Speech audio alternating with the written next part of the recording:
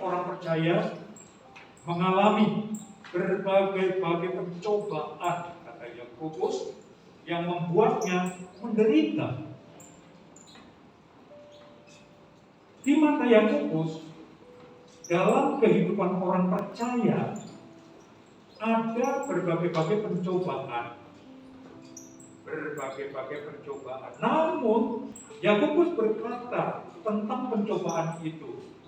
Yang mengatakan anggaplah sebagai suatu kebahagiaan. Kata anggaplah yang dimunculkan oleh Yakobus di sini memberi kesan bahwa pencobaan itu merupakan pengalaman yang tidak menyenangkan. Pengalaman yang tidak menyenangkan, karena pencobaan itu mana yang menyenangkan. Jadi pencobaan itu adalah hal yang tidak menyenangkan. Tetapi apa kata Yakobus? Anggaplah dalam pengalaman yang tidak menyenangkan seperti itu, orang percaya mudah sekali untuk mengambil keputusan yang tidak sesuai dengan ajaran Tuhan. Ini dapat meruntuhkan iman, saudara-saudaraku. Akan tetapi, jika orang percaya menghadapi pencobaan itu dengan sikap yang positif, yaitu menganggap semua itu merupakan kebahagiaan, maka dalam proses kehidupan memang menderita, memang mengalami kesulitan dan kesukaran karena berbagai pencobaan yang datang silih berganti. Namun apa? Tetap berbahagia. Tidak mudah. Menderita namun berbahagia, karena penderitaan adalah sisi lain dari kebahagiaan. Itu yang pertama. Penderitaan adalah sisi lain dari kebahagiaan. Nanti kita kupas. Penderitaan adalah proses kehidupan yang menghasilkan ketekunan dan kedewasaan karakter. Kalau begitu orang akan bisa berbahagia dengan semuanya itu. Nah, yang pertama, saudara-saudaraku, penderitaan adalah sisi lain kebahagiaan. Yang diungkapkan oleh Yakobus di sini, saudara-saudara, anggaplah sebagai suatu kebahagiaan apabila kamu jatuh ke dalam berbagai pencobaan. Di ayat 2 itu. Lalu kita kupas di sini. Kata pencobaan itu sendiri, saudara-saudara, itu dalam Alkitab mempunyai bermacam-macam arti. Ya. Kata pencobaan dalam Alkitab mempunyai berbagai macam arti. Yang pertama, sesuatu yang dimaksud untuk menjatuhkan kita. Sesuatu yang dimaksud untuk menjatuhkan kita, percobaannya untuk menjatuhkan kita. Ini datang dari setan, datang dari iblis. Misalnya pencobaan di padang gurun terhadap diri Yesus. Lalu pencobaan dalam Yakobus pasal 1, khususnya di ayat 13. Itu yang pertama. Yang kedua, sesuatu yang dimaksud untuk menyucikan, mengangkat, dan menguatkan kita. Ini datang dari Tuhan. Dan Tuhan izinkan terjadi sebagai proses kehidupan bagi orang percaya. Dan juga ini disebut sebagai ujian. Ujian terhadap imanmu. Ujian ya, di situ. Lalu yang ketiga, gabungan dari keduanya. Yang saya sebutkan yang pertama tadi, yang kedua dan yang kedua, gabungan dari yang pertama dan yang kedua. Misalnya dalam kasus Ayub, setan dengan izin Tuhan menyerang Ayub dengan menggunakan bermacam-macam hal dan bertujuan untuk menjatuhkan Ayub ke dalam dosa. Akan tetapi pada saat yang sama Tuhan menggunakan semua itu untuk menguatkan Ayub. Jadi gabungan dari keduanya. Di dalam Yakobus pasal 1 ayat yang kedua ini, saudara-saudara, percobaan yang dimaksud adalah untuk menyucikan, menguatkan dalam bentuk kesukaran, dalam bentuk kesulitan yang menyebabkan seseorang menderita penderitaan. Jadi itu yang pertama yang kita telah dari pencobaan. Yang kedua, orang percaya pasti menghadapi kesukaran, kesulitan dan penderitaan. Pasti. Tidak ada orang percaya yang tidak menghadapi pencobaan yang berupa kesulitan, kesukaran yang menyebabkan orang menderita. Ya. Banyak orang yang beranggapan bahwa jika kita menjadi orang Kristen yang sungguh-sungguh, orang Kristen yang saleh, maka Tuhan akan menolong. Tuhan akan memberkati kita dalam segala hal. Baik dalam kesehatan, keuangan, pekerjaan, studi, dan sebagainya. Sehingga jalan kita menjadi mulus dan enak.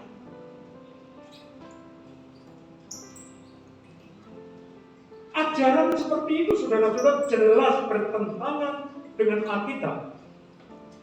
Ajaran seperti itu bertentangan dengan kitab suci.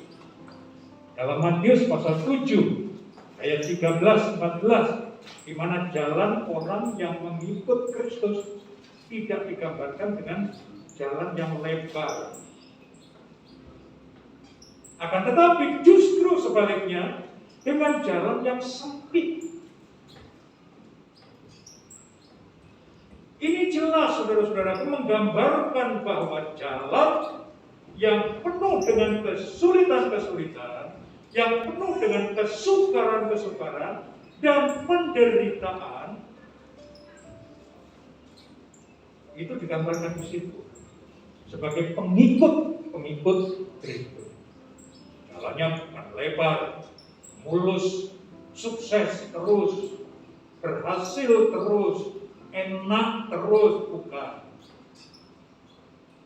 Itu yang harus menjadi catatan kita. Nah, saudaraku yang dikasihi Tuhan, dalam Yakobus pasal 1 ayat 1, kalau saudara lihat, Yakobus menulis surat ini kepada siapa? Kepada orang Yahudi. Orang Yahudi Kristen yang tersebar di berbagai tempat di luar Palestina. Mereka terpencar dan mereka dibenci baik oleh orang Yahudi non-Kristen yang ada di sekitar mereka maupun oleh orang Romawi orang-orang di luar Yahudi, bukan orang Yahudi, atau bahkan pemerintahan Romawi. Orang Kristen dibenci, dikejar, disiksa, bahkan dibunuh. Jelas sekali mereka menghadapi kesulitan, menghadapi kesukaran, mereka menghadapi penderitaan demi penderitaan. Lalu yang ketiga, macam pencobaan yang membuat orang percaya menghadapi penderitaan. Kata berbagai-bagai yang dituliskan oleh Yakobus di sini menunjukkan bahwa pencobaan yang membuat orang percaya menderita itu bisa banyak sekali, beragam macam, dan datang dalam bermacam-macam bentuk, seperti problem ekonomi, pekerjaan, kesehatan, keluarga, studi, perjodohan, pergaulan, dan sebagainya. Problem itu, saudara-saudaraku, bisa merupakan problem yang terduga, yang bisa diduga, maupun yang tidak terduga datangnya. Yang keempat, Yakobus mengajak orang percaya untuk bersikap positif dalam menghadapi penderitaan akibat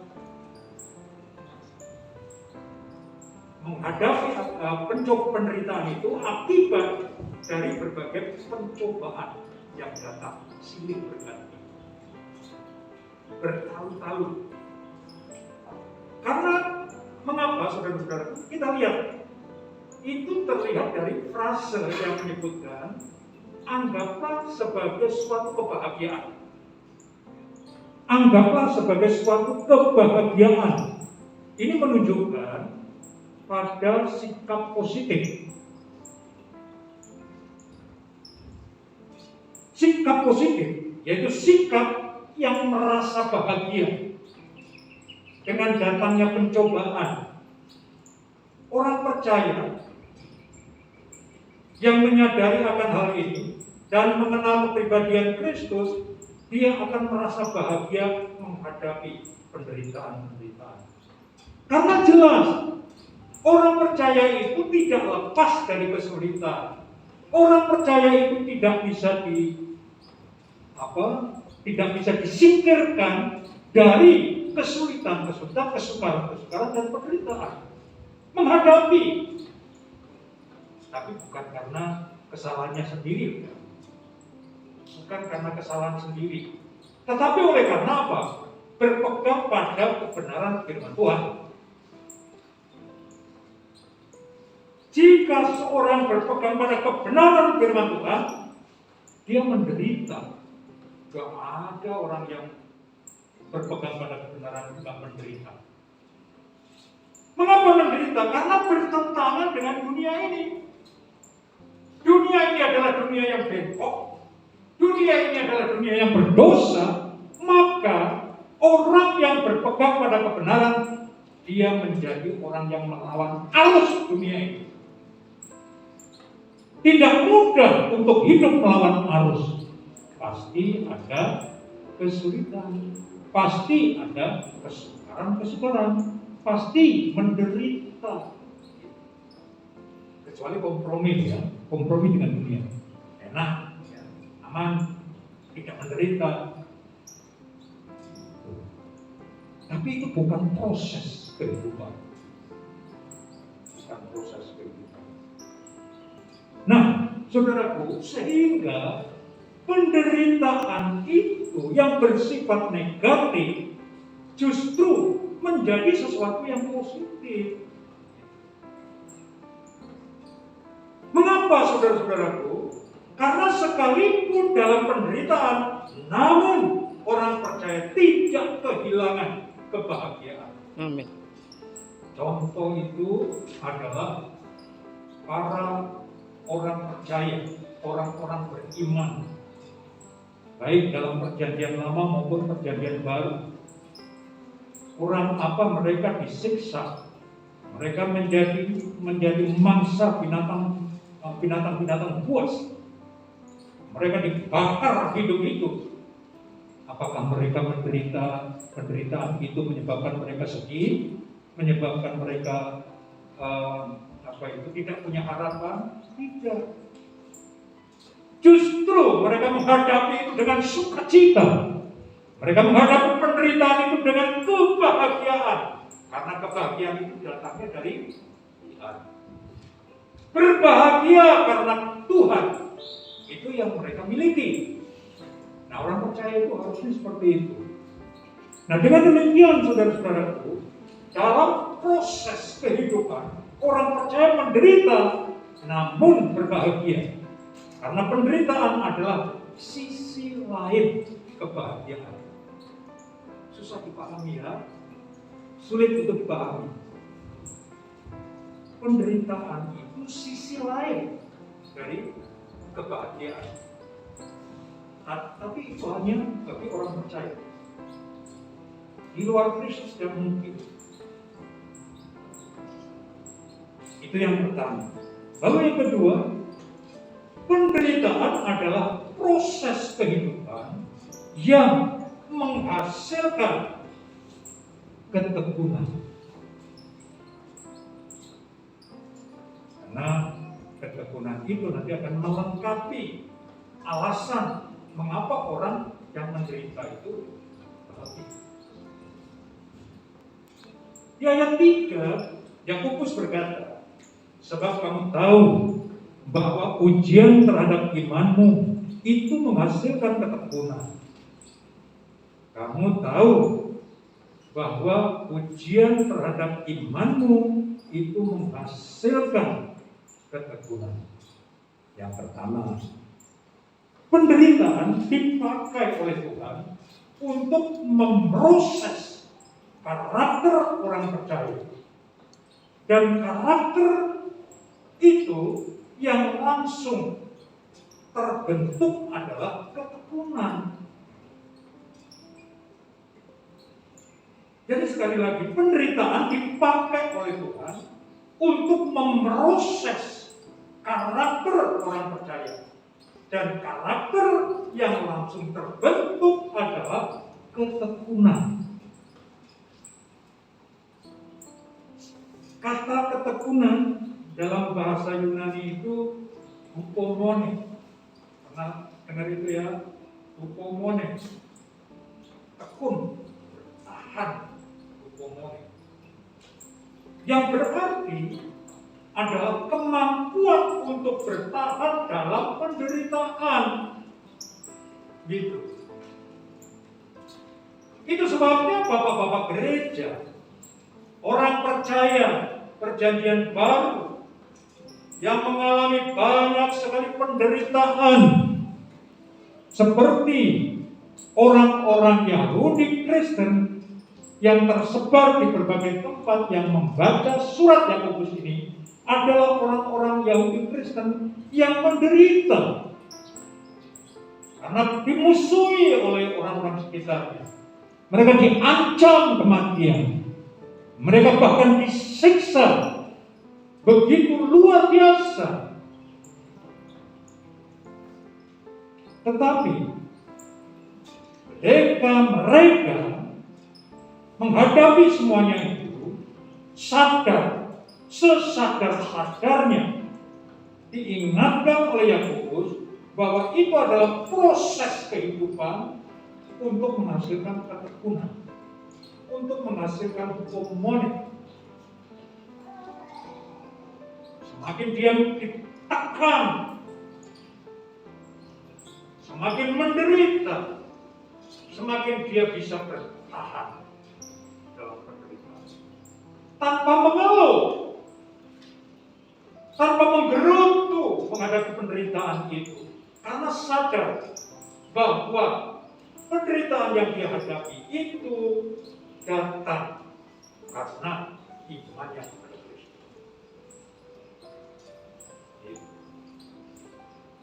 Makanya hasilnya adalah hupomon. Orang bisa bertahan menghadapi gempuran, menghadapi kocohan, penderitaan, dan lain sebagainya. Tapi hasilnya adalah bisa bertahan dan menang.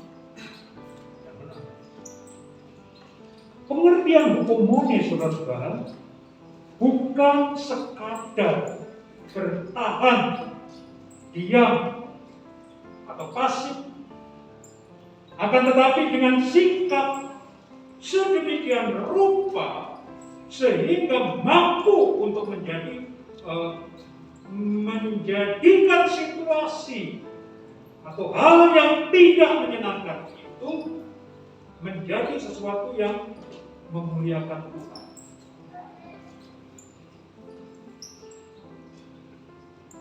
Jadi sesuatu yang memuliakan Tuhan. Jadi bila orang percaya menghadapi kesukaran, kesulitan, dan penderitaan, ada beberapa kemungkinan sikap yang bisa diambil. Antaranya, orang percaya bisa menjadi marah karena menderita, tidak terima, bisa bersungut-sungut, menggerutu, lari ke dalam dosa, mundur dari Tuhan, bisa. Atau bahkan murtad. Ini jelas bukan hukum moral. Ini bukan ketekunan. Lalu yang kedua, orang percaya bisa bertahan, akan tetapi bertahan secara pasif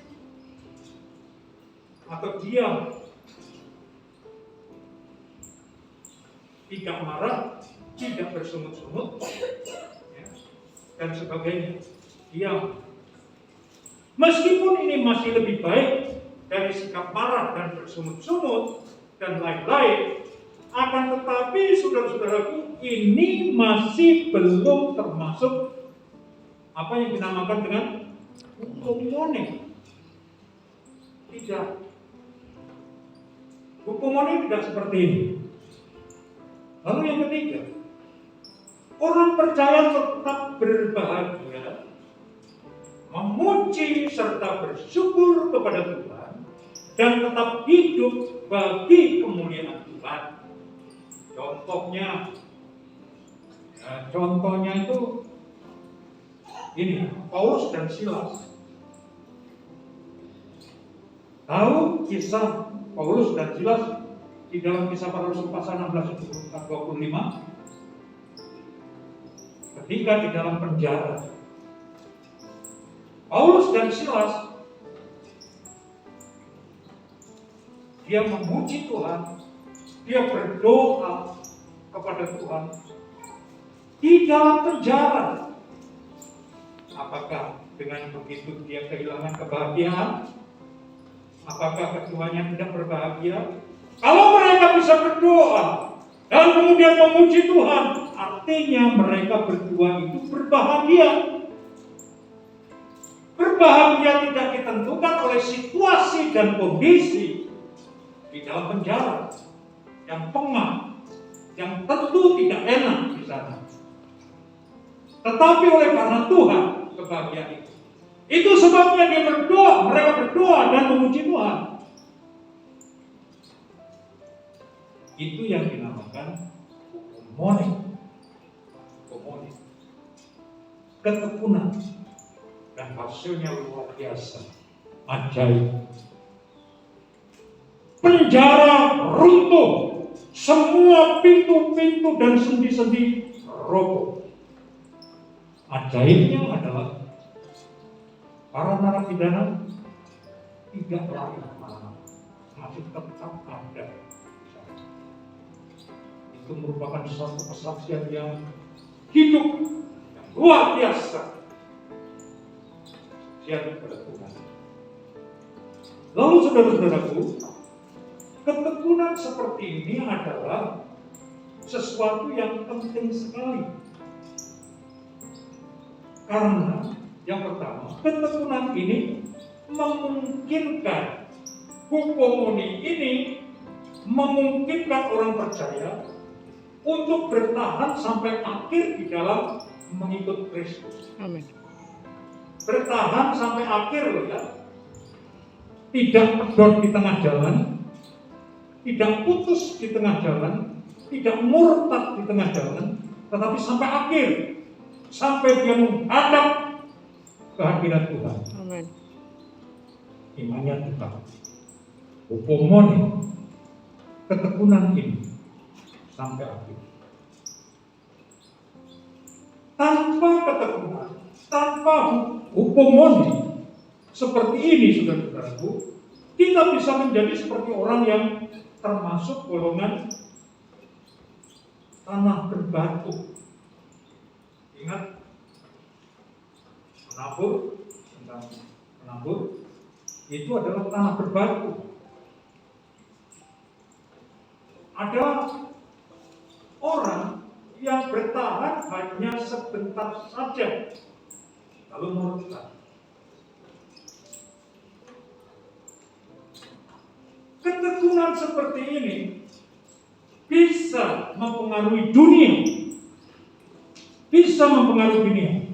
Jika orang percaya hanya bisa bertahan secara pasif di dalam menghadapi kesukaran, kesulitan, dan penderitaan, itu tidak mengherankan orang. Itu hal yang tidak mengherankan. Itu biasa. Akan tetapi jika orang percaya bisa tetap bersukacita, bersyukur, memuji Tuhan, bahkan bisa tetap bersemangat untuk melayani Tuhan di tengah-tengah kesulitan, kesukaran, dan penderitaan, maka orang percaya bisa membuat dunia ini menjadi heran, menjadi takjub, seperti yang dilakukan oleh Paulus dan Silas.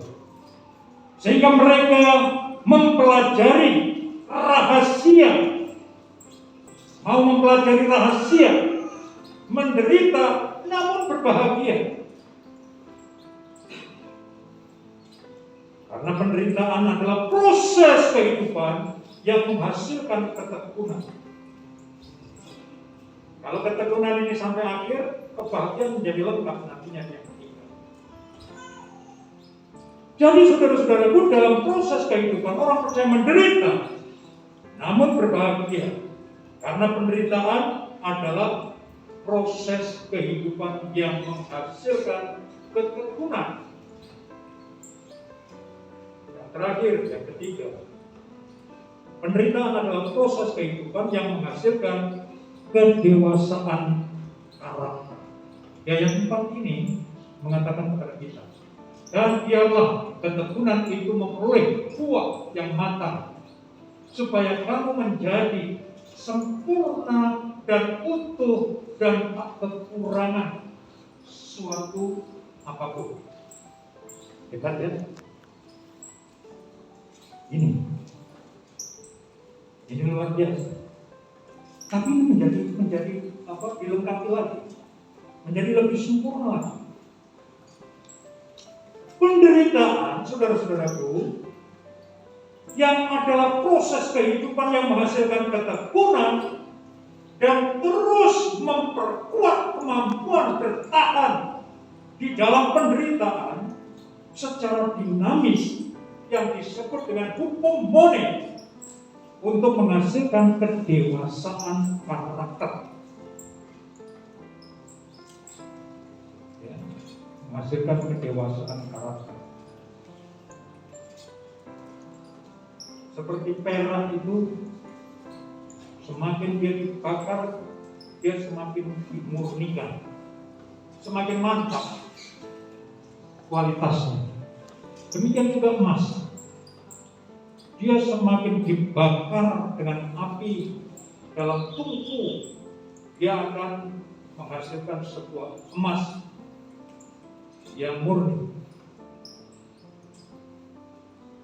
Itulah proses kehidupan yang menghasilkan kedewasaan karakter. Hal ini jelas terlihat dari kata sempurna. Kata sempurna dan kata utuh. Kemudian tak kekurangan suatu apapun. Tiga istilah itu. Sempurna, utuh, tak kekurangan suatu apapun. Saudara-saudaraku yang dikasihi Tuhan, semuanya itu menunjuk pada kedewasaan karakter di dalam kehidupan orang Kristen. Inilah yang merupakan sasaran yang harus dicapai kepada pembaca surat Yakobus ini, yaitu kedewasaan karakter orang percaya. Oleh sebab itu, hendaklah orang percaya terus bertahan dalam menghadapi kesulitan-kesulitan, kesukaran-kesukaran, dan penderitaan-penderitaan. Karena jika ketekunan, hupomone, kemampuan untuk bertahan dalam penderitaan telah berkembang sepenuhnya, maka orang percaya akan sanggup menghadapi segala sesuatu. Amin. Akan sanggup menghadapi segala sesuatu, sehingga orang percaya akan berwatak kuat tanpa celah atau kekurangan sesuatu apapun. Nah, dari sinilah kita bisa melihat bahwa dalam proses kehidupan orang percaya menderita namun berbahagia. Menderita namun berbahagia karena penderitaan adalah proses kehidupan yang menghasilkan kedewasaan karakter. Jika kita mereview kembali saudara-saudara di dalam ayat 2 tadi, penderitaan adalah sisi lain kebahagiaan. Meskipun menderita namun berbahagia, karena penderitaan menghasilkan ketekunan dan kedewasaan karakter. Proses kehidupan semacam ini akan terus berjalan sampai akhir, selama hayat masih kandung badan. Itu sebabnya orang percaya diminta untuk berbahagia. Orang percaya diminta untuk berbahagia.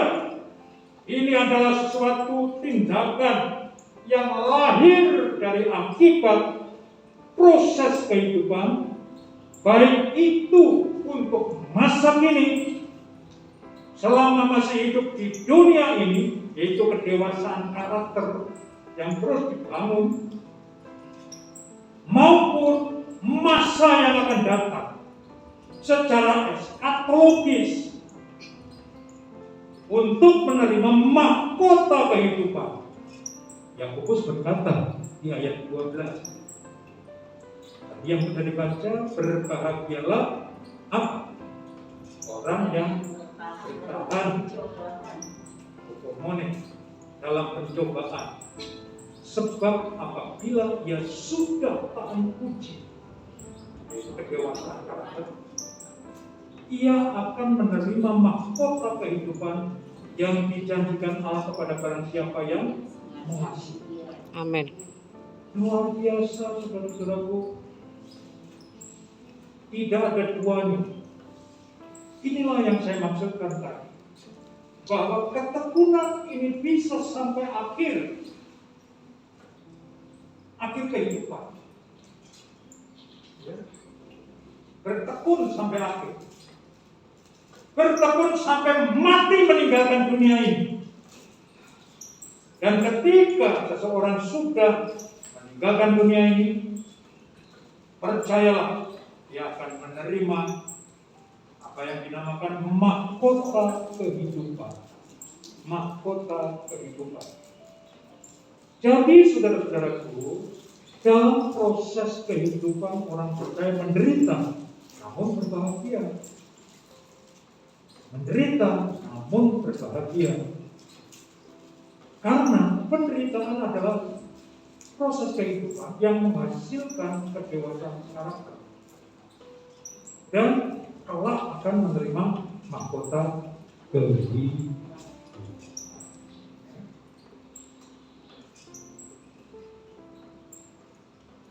Kesimpulan saya terhadap firman Tuhan hari ini, proses kehidupan orang percaya, dalam proses kehidupan orang percaya menderita, namun berbahagia. Karena penderitaan adalah sisi lain kebahagiaan yang menghasilkan ketekunan dan kedewasaan karakter yang kelak akan menerima mahkota kehidupan. Inilah yang dimaksud dengan berbahagia karena Tuhan. Berbahagia. Firman Tuhan untuk saya dan saudara sebagai penerapan. Jika saudara menyadari bahwa kesulitan hidup dan penderitaan hidup akan datang silih berganti dalam kehidupan orang percaya, maka yang pertama, berbahagialah saudara karena Tuhan izinkan itu terjadi dalam hidup saudara. Amin. Yang kedua, tapi berbahagialah. Yang kedua, bersyukurlah karena itu merupakan proses kehidupan yang membentuk kedewasaan karakter saudara. Jangan sedikit-sedikit mengeluh, bersungut-sungut menghadapi kesulitan hidup, menghadapi penderitaan di dunia ini. Ya, tetapi sebaliknya bersyukurlah hal itu terjadi, di mana Tuhan mengizinkan kesulitan dan penderitaan dalam hidup kita. Untuk apa? Kedewasaan. Yang ketiga, hadapilah dengan berani, meskipun menderita, namun saudara akan berbahagia. Amin. Yang keempat, percayalah bahwa kebahagiaan saudara akan menjadi sempurna ketika saudara menerima mahkota kehidupan di hadapan takhta pengadilan Kristus di surga. Amin. Ya. Bukankah ini hal yang luar biasa? Tidak dimiliki oleh siapapun kecuali orang yang menderita namun berbahagia. Mari kita berdoa. Bapa di surga, patut kami mengucapkan syukur kehadirat-Mu oleh karena kami sudah mendengar sabda firman-Mu. Kami mencoba untuk menelaah kebenarannya dan kami rindu agar kami tetap dalam keadaan yang baik dan berbahagia hidup kami sekalipun kami menderita di tengah-tengah dunia ini. Karena kami tahu pandangan ke depan, masa depan kami dan pengharapan kami akan berbahagia sepanjang hidup kami sampai kami dipanggil Tuhan untuk menghadapnya, untuk menerima mahkota kehidupan, sehingga kebahagiaan itu menjadi sempurna, menjadi lengkap dan utuh. Terima kasih, terima kasih, terima kasih. Inilah doa kami dan ucapan syukur atas firman Tuhan. Amin. Dalam nama Yesus. Amin.